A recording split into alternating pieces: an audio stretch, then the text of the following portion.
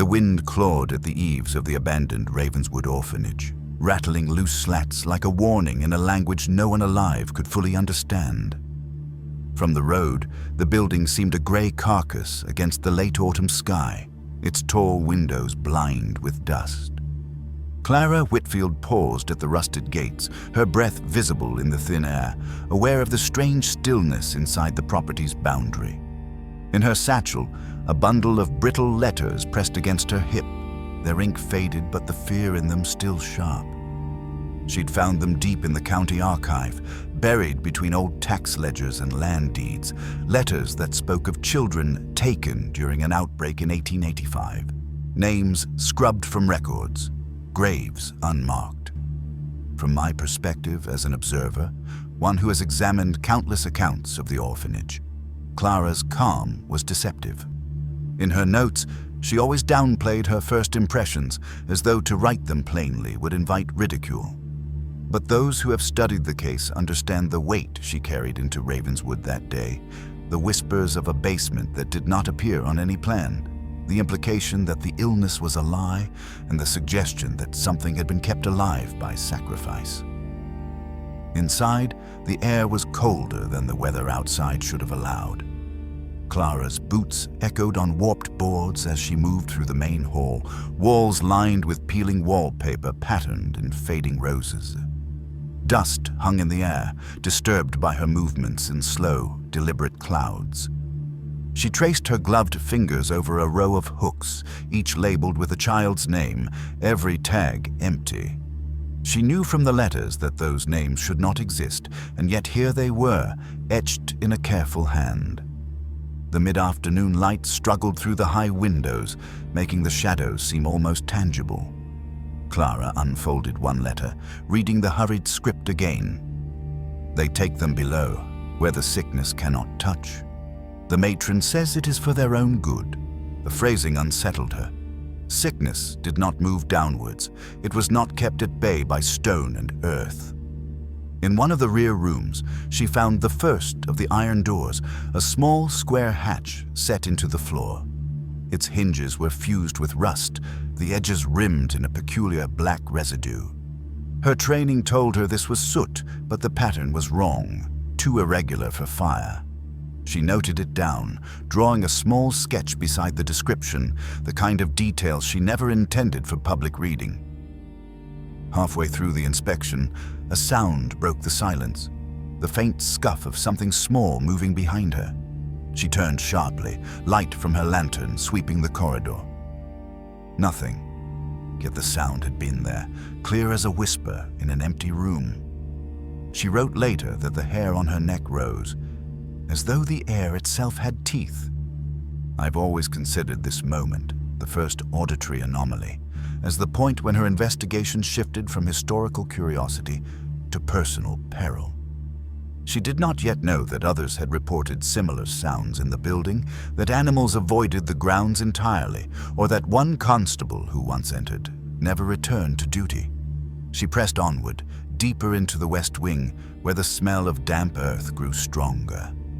The final letter in her possession mentioned a hidden descent near the laundry, sealed with boards, but not entirely forgotten. When she reached it, the boards were indeed there, though warped and buckling. Behind them, a stairwell yawned into darkness. Clara raised her lantern, the light catching on the first few steps, each worn to a shallow curve by many small feet.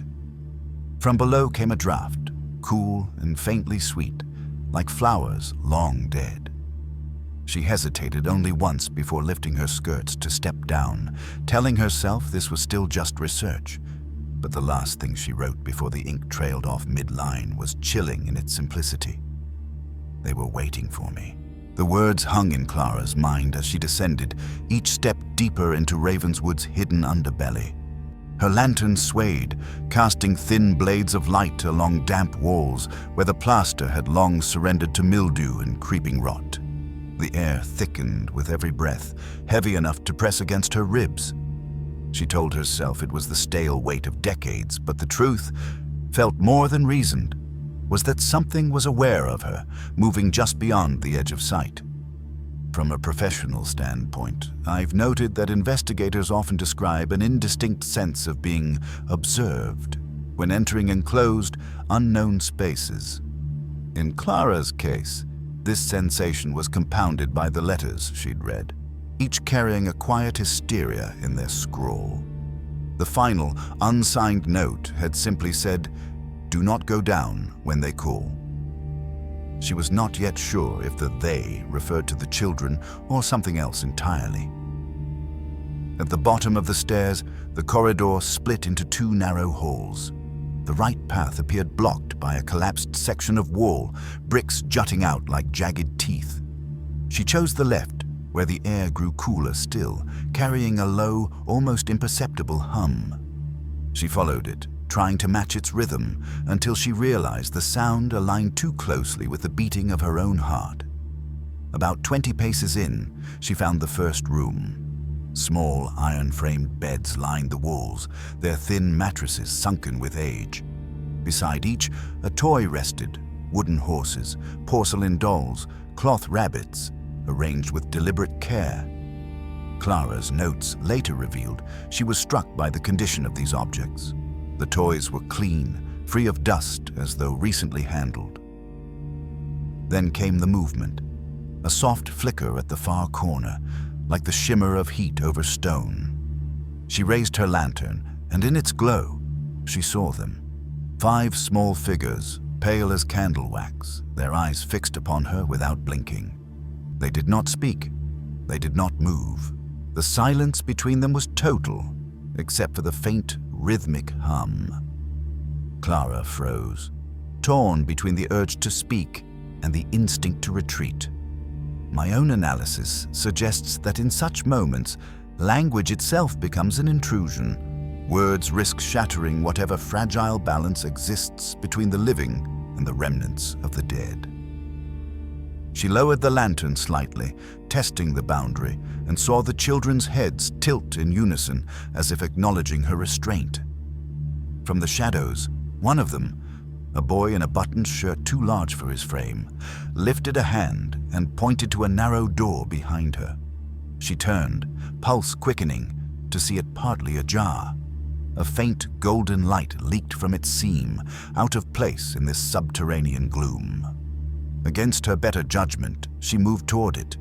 The room beyond was smaller, circular, its walls lined with shelves of glass jars.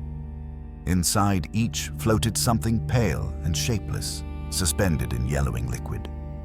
Clara's lantern light glinted off metal tags wired to the jars, each etched with a single name. She recognized one, Esther Rowley, from a letter describing a girl taken after the first wave of the illness. Before she could inspect further, the hum deepened, vibrating through the soles of her boots. The jars rattled. The air chilled sharply, making her breath plume. She turned back toward the children, but they were gone, vanished without a sound. Only the toys remained, still arranged, but now each one faced the door to the jar-filled room. Clara stepped backward, her shoulder brushing a shelf. Something warm and damp touched her hand. Not the jar, but a small palm.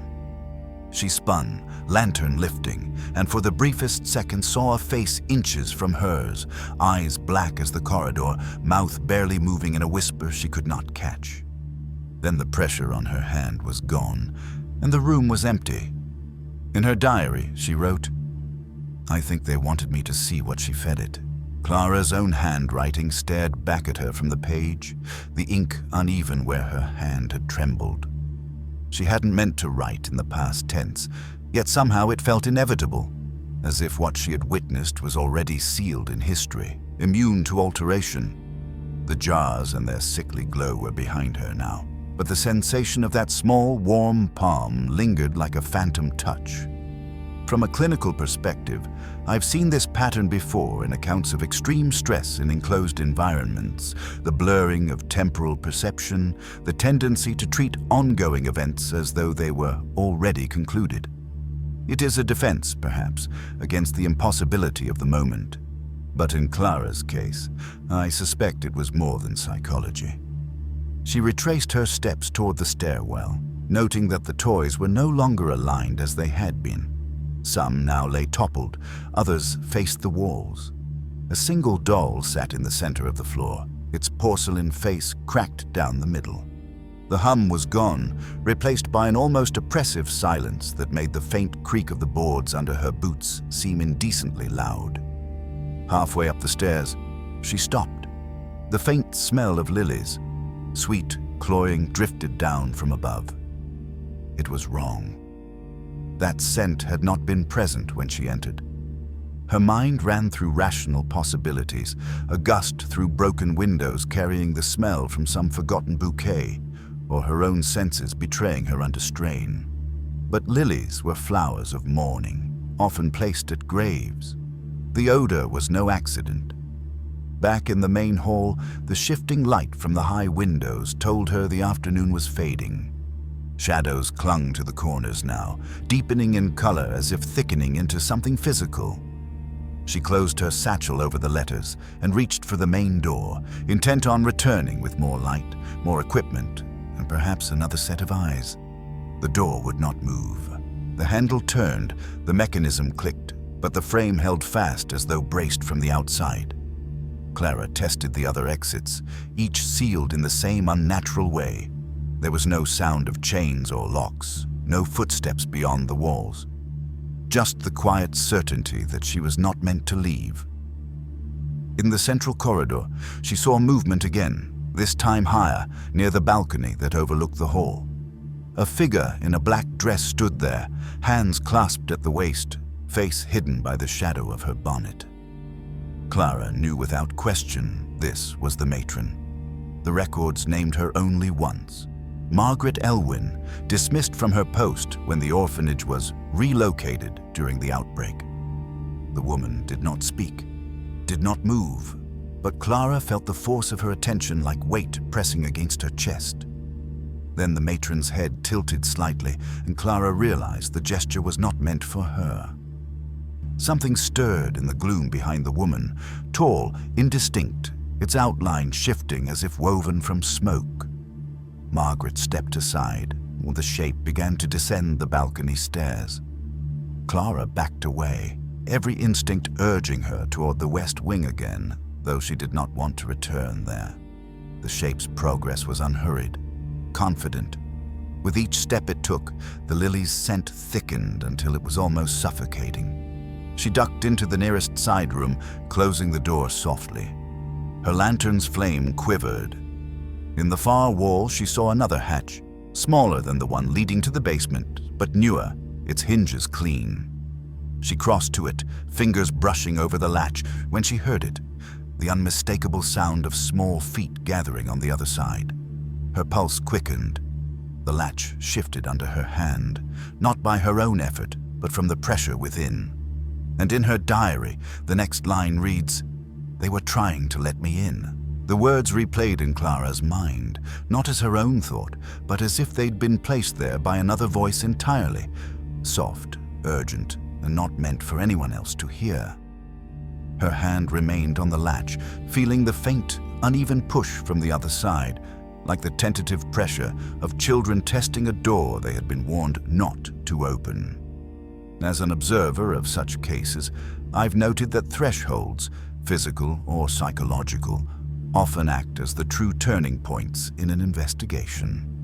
The moment just before crossing is when the weight of possibility becomes almost unbearable.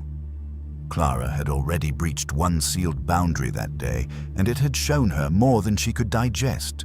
Yet here was another, smaller, more intimate door, promising something she could neither refuse nor wholly accept. The pressure ceased abruptly, and with it, the air in the room seemed to shift. The scent of lilies faded, replaced by a damp, mineral tang. Clara lifted the latch and pulled. The hatch swung inward with surprising ease, revealing a narrow crawl space, low enough that she'd have to stoop to enter. The lantern's glow spilled into it, revealing walls of raw stone and a floor strewn with what looked like old blankets. She hesitated, listening. A faint rustle came from deeper within, followed by the sound of something metallic scraping against the floor. Then, without warning, a voice.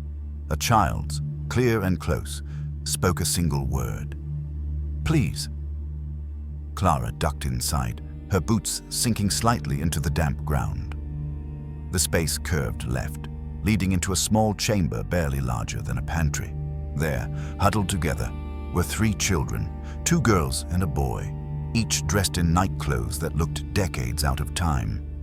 Their eyes reflected the lantern light like the eyes of animals, yet they held a strange calm, as though they had been expecting her. In her notes, Clara described a conflict in herself, the instinct to comfort them versus the knowledge that they were not truly alive in any conventional sense. They seemed solid enough, but the air between them shimmered faintly, and every so often, she thought she could see the stone wall through the curve of a cheek or the fold of a gown. One of the girls, her hair in 2 pale braids, extended a hand toward Clara's satchel. Without thinking, Clara crouched and opened it. The girl withdrew one of the letters, glancing at the faded ink before looking back at Clara with an expression too old for her small face. "She kept us for him," the girl said softly. Before Clara could ask who him was, the boy pointed toward the chamber's far wall. In the dim, she could make out a fissure in the stone, wide enough for a small body to pass through. From beyond it came that hum again, low and steady, vibrating in her bones. Clara felt the pull of it. Part warning, part invitation. She asked the children what lay beyond, but none answered. Instead, they began to fade, their outlines dissolving into the dark like mist in wind. The letter in the girl's hand dropped to the floor, and when Clara picked it up, she saw words she did not remember reading before. "He will come if the pact is broken." Then the hum deepened, becoming almost a growl. Dust sifted down from the ceiling as if something vast was shifting above or below them. Clara backed out of the crawl space, the letter clutched tightly in her hand. The moment she stepped into the room again, she knew she was no longer alone there. Her lantern caught a shadow stretching across the floor that did not belong to her. It was already in the room. Clara did not dare look up at first. The shadow on the warped floorboards seemed to breathe, expanding and contracting with a rhythm entirely out of sync with her own. Her fingers tightened around the lantern handle until the metal bit into her skin. Slowly, she let her eyes follow the outline, long limbs tapering into points, the suggestion of a head tilted at an unnatural angle. It stood between her and the only door. As an analyst of recorded encounters, I've often seen the way the human mind attempts to categorize the incomprehensible. Clara's later descriptions reveal that she kept searching for logic in its form, for a way to name it. But she never managed. Her notes alternate between it and him, as if the entity hovered between being an object and a person, between shape and will. The lily's scent returned, stronger now, almost choking her. She stepped back, and the shadow stepped forward, not with the sound of feet, but with the hiss of cloth dragged across stone. The lantern light seemed to bend toward it, drawn in like water down a drain. Then, in a voice so low it seemed to rise from the floor, it spoke. She promised. Clara's breath caught.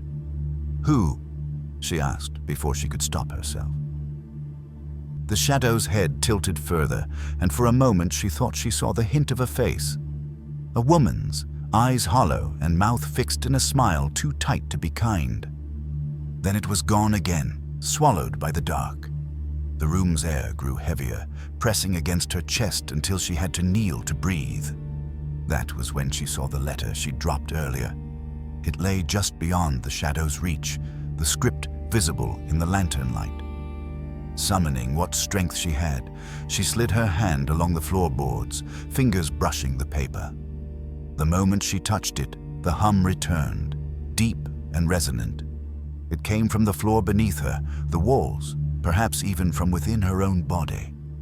The shadow stepped back, melting into the wall, but its presence did not vanish. It simply redistributed, filling the air around her. She fled the room, clutching the letter. The hallway beyond seemed longer than before, its end receding no matter how many steps she took. Doors she was certain had been closed now gaped open, revealing rooms full of overturned furniture and walls scrawled with children's handwriting. Phrases repeated over and over in a jagged hand. Don't call him, don't break it, don't let her feed it again. Halfway down the corridor, Clara heard footsteps above her, light, quick, like someone running. Dust rained from the ceiling as the sound moved toward the main hall. She followed, emerging into the open space just in time to see the balcony again. This time it was the children, not the matron, who stood there. Their faces were pale, their eyes fixed on her. One boy leaned over the railing and spoke without moving his lips. "It will follow you." The others began to whisper in unison, words overlapping, unintelligible but urgent. Clara could feel the sound in her bones more than hear it in her ears. Then, all at once, they stopped. Every child turned their head toward the far corner of the hall. Clara followed their gaze and froze. The matron stood there once more, bonnet shadowing her face, her hands clasped in front of her. But this time, the shadow was not behind her. It was wrapped around her, moving as she breathed. The children's eyes met Clara's again, and their lips formed a single, silent command. "Run!" The word was silent, yet it struck Clara like a physical blow, bypassing her ears and lodging directly in her chest. Her body reacted before her mind did, boots skidding across the warped boards as she turned from the matron and the shifting darkness that clung to her. The hall seemed to close in, the walls leaning subtly inward as if trying to contain her. From a psychological standpoint, I've observed how the perception of space alters under extreme fear. For Clara, the orphanage was no longer a structure but a living thing, guiding her toward or away from certain points. It is significant that she fled not toward the main entrance, which she already knew was sealed, but deeper into the west wing, the same part of the building that had already revealed its rotten secrets. Behind her, there was no sound of pursuit, only the oppressive awareness that something vast and patient followed without needing to rush. She passed door after door, each ajar, glimpsing fragments of abandoned life. A row of tiny shoes lined neatly beneath a cracked window, a tea set arranged for guests who would never come, a chalkboard covered in lessons half erased but still faintly legible. Halfway down the corridor, the air temperature dropped sharply. Her breath emerged in pale clouds as she slowed before an unfamiliar door, one that had not been open earlier. Light pulsed from within, a dim golden rhythm like the beating of a heart. Against her better judgment, she stepped inside. It was a classroom, but unlike the others, this one seemed almost preserved. The desks stood in perfect rows, each topped with an open book. Dust lay thick on every surface, except the teacher's desk, where a single ledger rested. Clara approached, drawn to it. The cover bore no title, only the indentation of many hands, having touched it over the years. She opened it, and her pulse quickened. The ledger was a list, not of lessons or supplies, but of names. Each name had a date beside it, followed by a single word: taken. The dates corresponded to the letters she carried, the times when children had disappeared during the so-called illness. And then, at the bottom, the last entry: Clara Whitfield. The date was today's. She snapped the book shut, a chill racing down her spine. As she turned, the room was no longer empty. Children filled the desks now, each sitting perfectly still, their eyes locked on her. They did not blink. From the back of the room, the matron appeared again, her figure sharp against the wavering light. "You've seen it now," she said, though her lips did not move. "You know the bargain." Clara's instinct was to deny it, to claim ignorance, but some deeper part of her understood that the bargain was not a thing to be learned, it was a thing to be recognized. The hum began again, vibrating through the floorboards, and the children's eyes grew darker, their gazes heavy with expectation. She took a step backward, and the door slammed shut behind her without touch. The matron moved closer, the darkness at her back pulsing with each step. "It doesn't care who feeds it," the voice continued inside Clara's mind. "Only that it is fed." The air thickened, and for a moment she thought she might collapse. But then she remembered the crawl space, the fissure in the wall, the hum that seemed to come from beyond it. Perhaps there was another way out, if she could reach it before the matron closed the path. She clutched her satchel tighter and braced herself for the dash. The matron's shadow stretched toward her, almost touching her boots, and in her diary, the next line was written with a streak of ink that blurred the words, "I ran, but the hallway didn't end." The boards kept groaning under Clara's boots, but no matter how many steps she took, the same doors slid past her in an endless loop. Open rooms with sagging beds, chairs turned toward windows that no longer looked outside, shelves lined with children's shoes in neat rows. The air grew thicker, heavier, as though she was moving through water. Panic threatened to claw its way up her throat, but she forced herself to focus on her breathing. From an analytical standpoint, I've encountered such spatial distortions in testimonies from sites steeped in prolonged trauma. They are rarely literal, but Clara's later sketches and notes leave little doubt. The geometry of Ravenswood was shifting around her. She wasn't lost. She was being kept. Her lantern flickered, then died without warning, leaving only the dim ambient glow from nowhere and everywhere at once. In the gloom, the hum returned, louder now, resonating in her ribs like the echo of a struck bell. She pressed forward until, without transition, the hallway opened into a vast chamber she had not seen before. It was the hidden place described in the oldest of the letters, though the writers had never dared name it outright. The ceiling arched high overhead, supported by pillars of rough stone. Rows of small iron-framed beds stretched out in perfect symmetry, each neatly made with a thin blanket.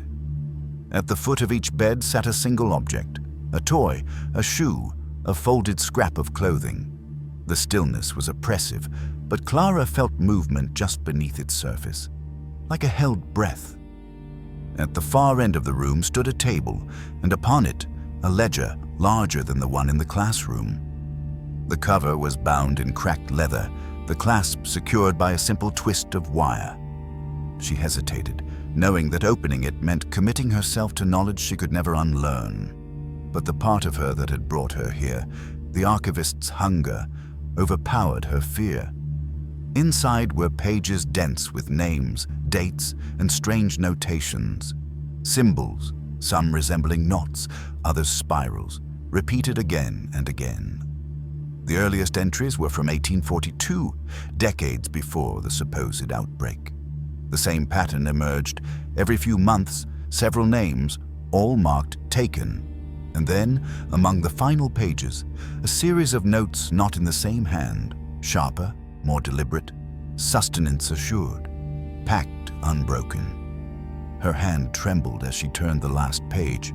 It was blank, save for a single sentence written in fresh ink. "The keeper must choose." The hum grew louder. Between the rows of beds, shadows began to gather, coalescing into figures. The children, dozens of them, each pale and silent, their eyes fixed on her. They parted slowly, creating a narrow path down the center of the room. Clara's pulse pounded in her ears as she stepped forward. At the end of the path, in the deepest shadow, the matron waited. She held nothing in her hands, yet Clara felt the weight of an unspoken demand. Behind her, the children's collective gaze burned into her back. "You found the record," the matron's voice came, not through air, but directly into Clara's thoughts. "Now you understand. It must be kept, or it must be ended." The choice hung in the air, heavy and irreversible.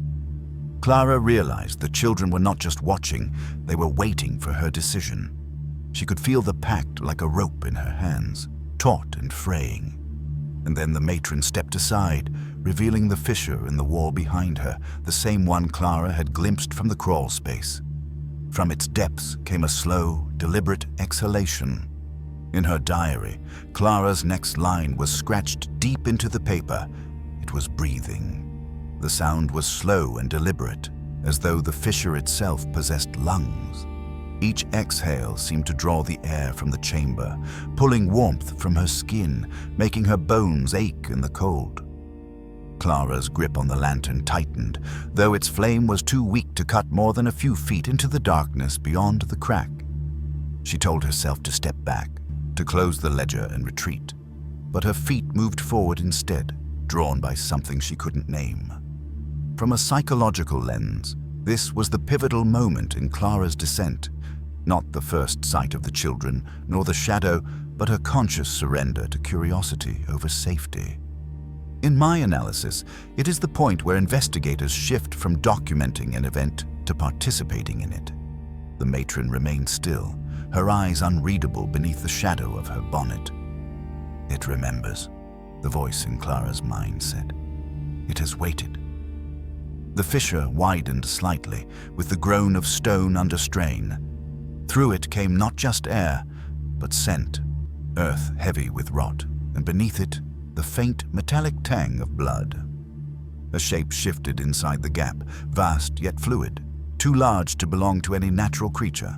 The breath deepened, and the shadows at Clara's feet stretched toward it, as if longing for reunion. The children behind her did not move, but she could feel the change in the air, anticipation, tinged with fear. The matron's voice came again. "You hold the choice. Feed it as I have, and it will spare the living. Deny it, and it will take what it wants." Clara's thoughts raced. She imagined what feeding meant. Names in ledgers, beds neatly made for those who would never wake again. She imagined the children's eyes watching her, silent, waiting for either release or betrayal. The rope of the pact was indeed in her hands now, and its fibers cut into her skin. She asked the only question that mattered. "What happens if I end it?" The matron's head tilted. "Then there will be no keeping it in." The fissure pulsed, a heartbeat she could feel in the stone under her boots. The vast shadow inside it pressed closer, testing the gap. It wanted out. Clara thought of the letters, the centuries of silence, the fact that this place had been allowed to rot rather than be destroyed. Containment, not cure. That had always been the plan. She turned toward the children. Some watched her with hope, others with dread. One, the girl with the pale braids, whispered a word Clara almost didn't catch. "Please." It was the same voice she'd heard in the crawl space. Clara stepped closer to the fissure. The air rushing in and out was stronger now, carrying with it a low growl. She felt the pull of it in her chest, in her pulse. Her mind screamed to run, but her body was anchored in place by the gravity of the decision. The matron moved for the first time, placing a single hand on Clara's shoulder. Her grip was cold, the fingers far too long to be human. "Choose," she said. And Clara, her voice barely more than breath, replied, "No more." The moment the words left her lips, the fissure exploded outward, stone shards scattering across the chamber. The breath became a roar, and the darkness inside surged forward. Her last entry for that day reads only, "The walls began to fall." The first collapse came from the ceiling above the fissure, a deafening crack followed by an avalanche of stone and dust. The children scattered soundlessly, their pale shapes darting between the beds and vanishing into the darker recesses of the chamber. Clara staggered back, raising her arm to shield her face from flying debris. The air filled with a choking haze, and through it came the roar again, louder, closer, no longer confined to the depths. In many documented cases of structural failure during paranormal events, witnesses describe a sense that the collapse is not a product of time or decay, but an intentional act. Clara's notes confirm this. She wrote that it felt as though the orphanage itself was being peeled apart by unseen hands. The matron did not move as the stones fell around her. Her figure remained perfectly still, bonnet untouched by the swirling dust. "It will take what it wants now," she said, though her mouth never opened. Clara tried to meet her gaze, but the shadow that clung to the woman thickened, swallowing any trace of human features. Another section of wall gave way, revealing not the exterior of the building but more corridors, endless, twisting, lit by a faint and sickly glow. From within them came the unmistakable sound of small feet running, dozens of them, their rhythm uneven and frantic. The sound drew closer until the shapes of children emerged from the haze. They were not the silent watchers from before. These were frantic, terrified, their eyes wide with something far worse than fear. One boy seized Clara's arm with a strength impossible for his size. "It's awake!" he gasped, and before she could speak, he was pulled backward by an invisible force, vanishing into the darkness with a cry that ended too abruptly. Clara turned to run toward the fissure, thinking perhaps she could still close it, though she knew nothing of how. But the fissure was gone, buried under a mound of shattered stone as if the walls themselves had turned against her plan. The roar shifted to a low, steady rumble, like a predator pacing unseen. The ground beneath her boots began to vibrate. She glanced toward the matron, hoping for some clue, some hint of what to do next. But the matron was already retreating, her shadow pulling her backward into one of the newly revealed corridors. "You've broken it," the voice said in Clara's mind, softer now but edged with something like satisfaction. A rush of cold swept through the chamber, extinguishing what remained of her lantern flame. Clara stumbled in the dark, groping for the outline of a doorway. Her hand met wood, and she shoved it open, spilling into a narrow hall that sloped upward. She climbed, heart hammering, until a faint gray light appeared ahead. She emerged into what had once been the orphanage's courtyard. The sky above was heavy with clouds, the air sharp with the scent of rain. But the building loomed taller than before, its windows lit from within by that same sickly glow she had seen in the corridors. Behind her, the ground shuddered again, and from somewhere deep inside the structure came a sound like a long, drawn breath. Clara knew, with a certainty that froze her blood, that it was searching for her now, not bound to the basement, not bound to Ravenswood at all. The pact had been broken. Her diary ends that entry with a single, scrawled sentence. "It can follow." The thought was no longer Clara's alone. It pulsed in her mind as if whispered by 100 voices in unison. She stumbled across the courtyard, boots catching on roots that hadn't been there when she arrived, as if the earth itself was rearranging to delay her. Every few steps, she glanced over her shoulder, half expecting to see the matron's silhouette framed in one of the lit windows. But the panes showed only the glow, no figures. And yet the feeling of being watched deepened with each breath. In reviewing Clara's account, I'm struck by her repeated fixation on the idea that the entity was no longer confined to a location. That single fact, she wrote, was worse than knowing what it was. It suggested mobility, intent, and choice. A roaming hunger is infinitely more dangerous than one chained to a place. As the first drops of rain began to fall, Clara reached the rusted gates she had entered hours, or perhaps days, before. They stood wide open now, their hinges groaning in the wind. Beyond them, the road stretched empty toward the tree line, but the mist rolling in from the hills seemed unnaturally dense. She knew instinctively that once she stepped into it, she would not see Ravenswood again. But that did not mean Ravenswood would lose sight of her. A sharp sound broke through the patter of rain, small footsteps on stone. She turned slowly, lantern raised though its light was weak. There, halfway across the courtyard, stood the girl with the pale braids. Her nightdress clung to her thin frame, soaked through, but her face was calm. She lifted one hand and pointed past Clara toward the road. "Go," the girl said, her voice carrying too clearly over the wind. "It doesn't need you yet." Clara opened her mouth to speak, but the girl's expression hardened. "Run while you can. When it calls, you won't be able to say no." Then she stepped back, vanishing into the mist pooling around the orphanage walls. The rain quickened, masking distant sounds, until one rose above it. A low, steady hum, the same note Clara had heard in the basement, now stretching through the air like a tether. It vibrated in her chest, pulling her feet back toward the building. She gritted her teeth, resisting, and stumbled through the gate. The road ahead was slick, the mist curling around her ankles like cold hands. Every instinct screamed that she wasn't outrunning anything, merely delaying it. In the distance, she thought she saw movement between the trees, a shifting dark that kept pace with her without ever drawing closer. Her satchel felt heavier now, the letters inside damp but intact.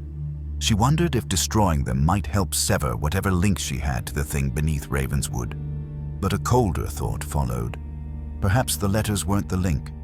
Perhaps she was.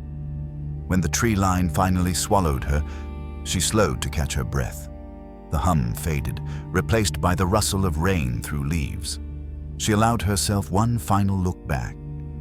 The orphanage was gone from sight, hidden by the mist, but the glow of its windows lingered faintly in her vision, as though burned into her eyes.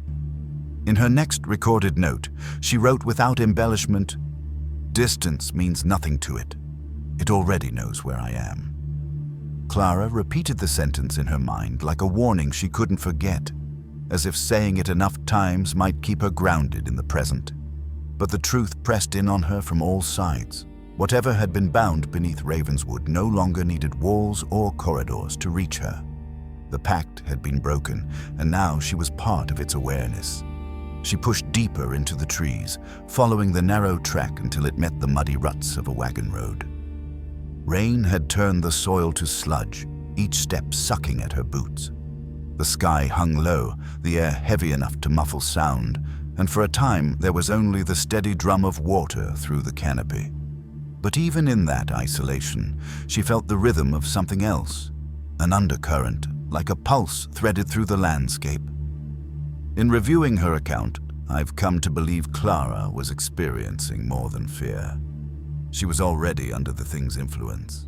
The sensation of being watched had transformed into a subtle compulsion, a pull not unlike the hum she'd heard in the basement. She was walking away from Ravenswood, but some part of her felt she was still heading toward it. She stopped when she saw the figure ahead on the road. At first, it seemed to be a traveler, shoulders hunched against the rain, but as she drew closer, the details refused to resolve.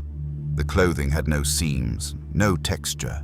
The face was obscured as though smeared in shadow. The figure stood perfectly still until Clara was only a dozen paces away. Then, without moving its feet, it was suddenly closer, too close, its outline warping at the edges. Clara stumbled back, hand tightening on the strap of her satchel. The figure tilted its head, and though it had no visible eyes, she felt its gaze settle on her. A voice bloomed inside her skull, deep and resonant, vibrating through her bones. "It will be easier if you stop." She turned and ran, mud sucking at her steps, branches whipping against her face. The forest seemed to shift around her, paths bending subtly to herd her. She burst into a clearing, only to find a structure looming through the mist, a building she didn't recognize at first, until her stomach clenched. It was Ravenswood. She had crossed no great distance, no measurable time, yet here it stood, its windows still glowing with that sickly light. The gates were shut again. She realized with sick certainty that the forest had been nothing more than a loop, a skin wrapped around the orphanage like a lure. The hum began again, steady and patient. Somewhere beyond the gates, she thought she heard the sound of children laughing, not the soft human sound of play, but a brittle, too perfect imitation. She backed away until her shoulders struck a tree. When she looked up, the girl with the pale braids stood in the branches, eyes fixed on her. "It will keep trying," the girl said softly, "and each time, it will know more of you." Clara swallowed, her breath quickening. "What do I do?" The girl's answer was almost a whisper. "You can't run from it. You have to face it where it began." In her notes, Clara underlined that sentence 3 times. She would go back inside, not because she wanted to, but because she understood that avoiding it was no longer possible. I stepped toward the gates. The iron bars stood taller than she remembered, their rusted points glistening wet in the mist. They gave off no sound as she pushed them open, as though they had been waiting for her touch. The courtyard stretched ahead, unchanged, the ground slick with rain, the glow from the orphanage windows pulsing faintly like the slow beat of a heart.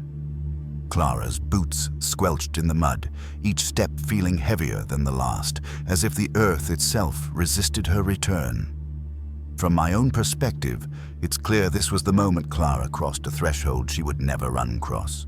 She had gone from archivist to participant, from chronicler of horrors to a figure written into their script. The decision to re-enter Ravenswood was no longer just curiosity, it was compliance. The main doors loomed ahead, their paint blistered and peeling, the handles cold under her fingers. She pushed them wide, and the scent hit her instantly. Lilies, strong and fresh, masking something older and sour beneath. The hall beyond was lit by the same unnatural light, but the space felt altered. Walls subtly shifted, staircases angling in ways that defied memory. She heard it before she saw it. A slow, dragging sound, like cloth pulled across stone. It came from the balcony above, and when she looked up, the matron was there, her shadow moving independently of her body. The darkness around her writhed like a living thing, reaching toward the rail as if to spill over. "You came back," the voice filled Clara's mind, layered, as though many spoke through one mouth. "That means you've chosen." "I haven't," Clara said aloud, though her voice trembled.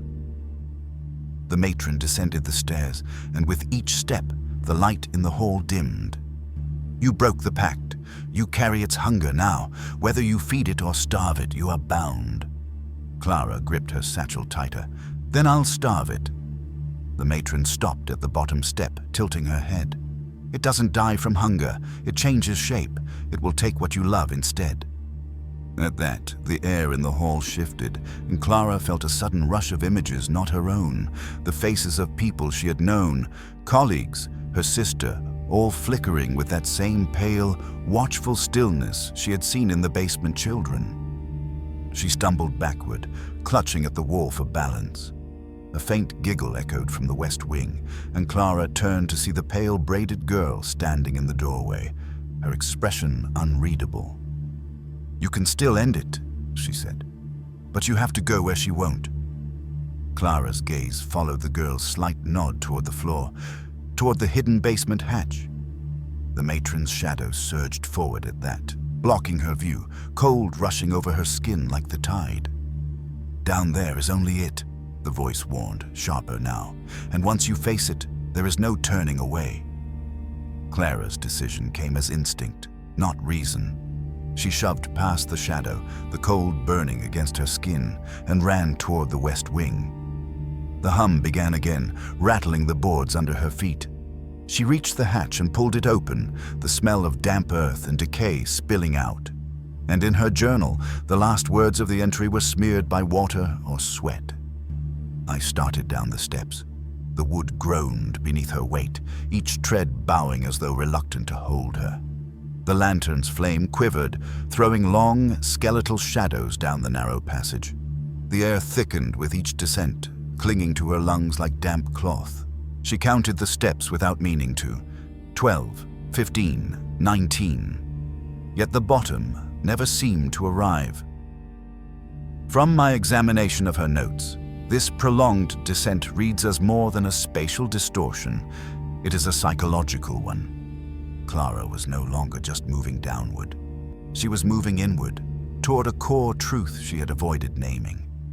When at last the stairs ended, she found herself in a circular chamber lit by a faint, reddish glow that had no source she could see. The walls were carved stone, wet to the touch, their surface marked with deep grooves like claw marks. In the center stood a single iron-framed bed, child-sized, with crisp white sheets that seemed untouched by time. On the bed sat the pale braided girl. Her eyes followed Clara with unblinking intensity. "You came," she said softly. "That means you're ready." "Ready for what?" Clara asked, though her voice felt too small for the space. The girl didn't answer. Instead, she slid from the bed and walked toward the far wall, where an arched opening yawned into deeper darkness. "It waits," she said, and vanished into the shadows beyond. Clara followed, her steps echoing in a way that made her feel as though the walls were listening. The tunnel beyond was lower, forcing her to crouch. The reddish glow followed her without dimming, as if clinging to her rather than the space. When the tunnel widened again, she entered a cavernous space unlike anything above. Pools of still water reflected the glow, and from somewhere unseen came a slow, wet sound, breathing but too deep and too vast to belong to any human chest. Her gaze shifted, and she froze. In the center of the cavern was a form, coiled and massive, its surface shifting like smoke trapped in flesh. The edges of it refused to stay still, sliding in and out of focus. But within the shifting dark, she saw flashes, small hands pressing against the surface from within, faces straining forward, mouths open in silent cries.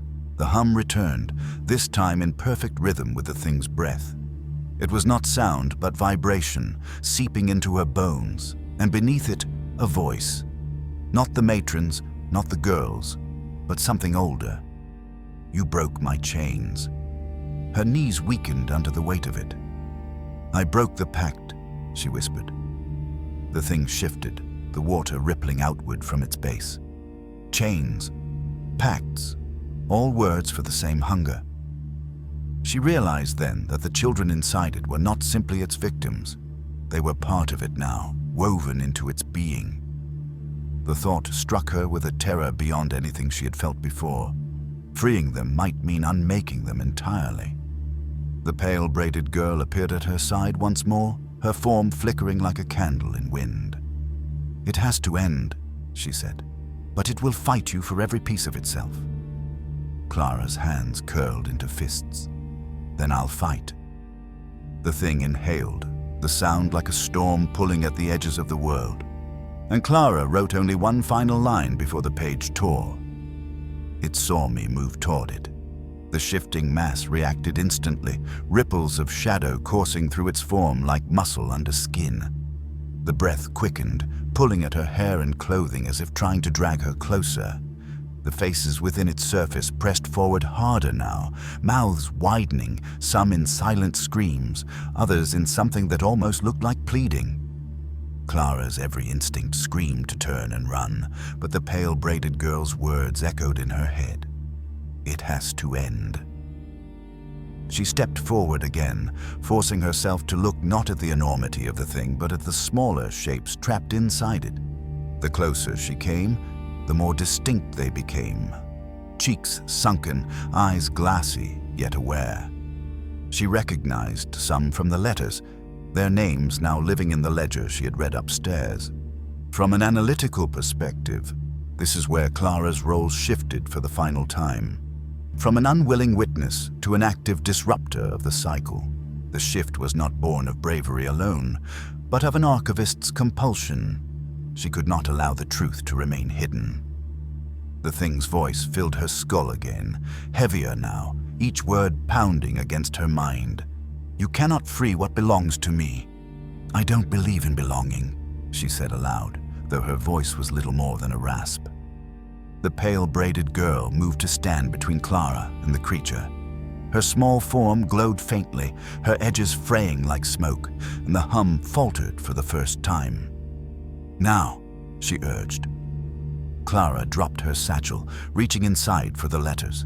They seemed to burn against her palms, heat rising through the damp paper.